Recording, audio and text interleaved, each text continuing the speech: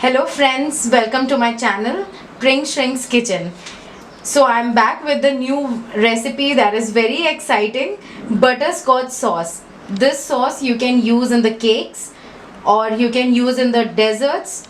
So let's move towards our recipe. So the ingredients we need are, first we need brown sugar. This is light brown sugar. If you don't have this sugar, you can take normal white sugar also. This is half a cup of cream. I have taken Amul cream. You can take any brand that is available to you. And I have taken 1/4 cup unsalted butter. If you are using salted butter, don't use this salt. But as I am taking unsalted butter, so I am taking a pinch of salt. And last is, this is vanilla essence, 1 teaspoon. So ये देखिए, हम start करेंगे sugar के साथ. Friends, ये बिल्कुल भी compulsory नहीं है that I am taking brown sugar, so आप भी ब्राउन शुगर यूज़ करेंगे. आपके घर में जो वाइट शुगर अवेलेबल हो, you can take white sugar as well. So see, मैं बस ऐसे इसको पैन में डाल दूंगी और इसको बिल्कुल भी मूव नहीं करना है अभी, जब तक ये अपने आप से क्रिस्टलाइज होना ना शुरू हो जाए. अपने आप मेल्ट होगी अभी, and you have to do it on the low flame.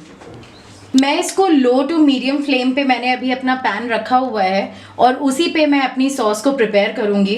Guys, you have to be very quick in this. But अभी के लिए क्या करना है, जब तक ये हमारी मेल्ट ना हो जाए शुगर, हमें इसे बिल्कुल भी मूव नहीं करना है. स्पैचुला या किसी स्पून से इसको बिल्कुल भी मूव मत करिएगा जब तक आपकी शुगर मेल्ट ना हो जाए. फिर मैं बताऊँगी और भी सारे इंग्रेडिएंट्स कब ऐड करने हैं. ये देखिए कितनी अच्छी मेल्ट होने लगी है. थोड़ा सा पैन को अपने बस ऐसे ऐसे मूव करते रहिए. और अब हम अपना ये विस्क उठाएंगे और इसको विस्क करेंगे. अब हमें क्विक होना है फ्रेंड्स. अब मैं इसमें बटर ऐड करूंगी.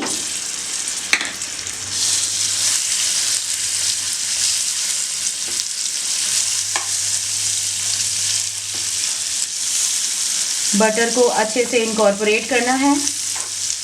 साथ ही मैं इसमें अपना ये पिंच ऑफ सॉल्ट ऐड करूंगी. बट अगर आप सॉल्टेड बटर यूज़ कर रहे हैं, फील फ्री टू यूज़. उसमें बस आप सॉल्ट को स्किप कर दीजिएगा.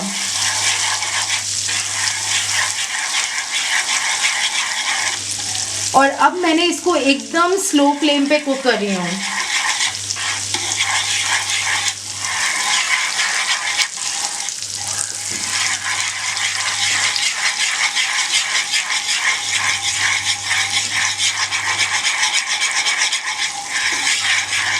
और अब मैं इसमें अपना क्रीम ऐड करूंगी. Half a cup cream add करना है.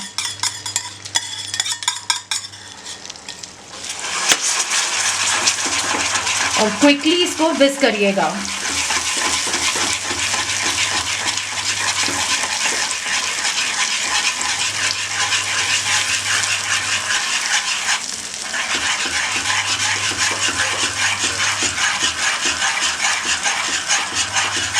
अगर थोड़े से स्टार्टिंग में लम्स आ जाएं तो घबराइएगा नहीं, उसको विस्क करते रहिएगा, वो अच्छे से इनकॉर्पोरेट हो जाएगी.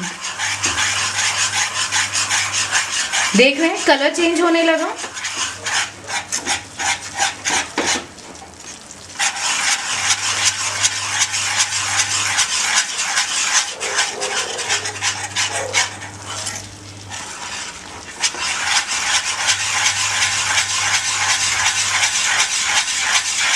बस अब हमें फ्लेम को बंद कर देना है.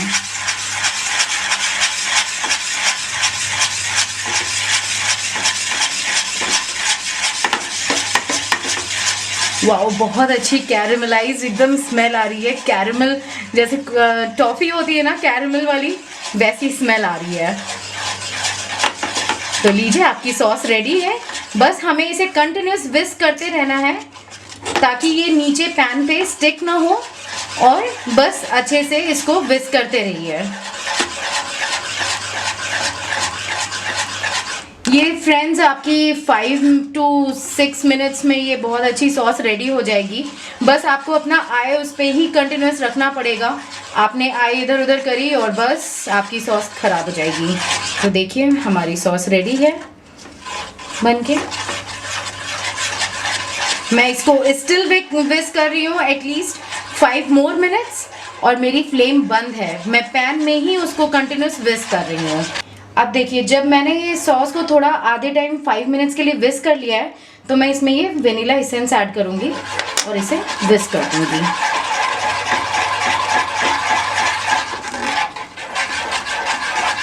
चलिए मैं इसको डिश आउट करती हूँ।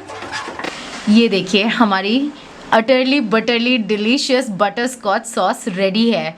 हाँ जी, ये हमारा पार्ट 1 है ये इस वीडियो का। मैं इस रेसिपी के साथ आपको बटर स्कॉच केक रेडी करना बताऊंगी पार्ट 2 में। तो इस सॉस को अगर आप पसंद करते हैं, आपको अच्छी लगी, और एक चीज़ और आपको बता दूं, आप इस सॉस के साथ ना इसको कोई भी आइसक्रीम की टॉपिंग बना सकते हैं, कोई भी डेजर्ट पे बना सकते हैं, और अपने नहीं है तो नॉर्मल टोस्ट पे भी लगा के खा सकते हैं। एकदम टॉफ़ी जैसा टेस्ट आएगा, बटर स्कॉच टेस्ट। और ये हमारा पार्ट 1 था। पार्ट 2 में मैं आपको बटर स्कॉच केक की रेसिपी बताऊंगी। और अगर आपको ये मेरी रेसिपी अच्छी लगी तो प्लीज़ लाइक, शेयर और सब्सक्राइब करना मत भूलिए। सी यू सून, बाय बाय।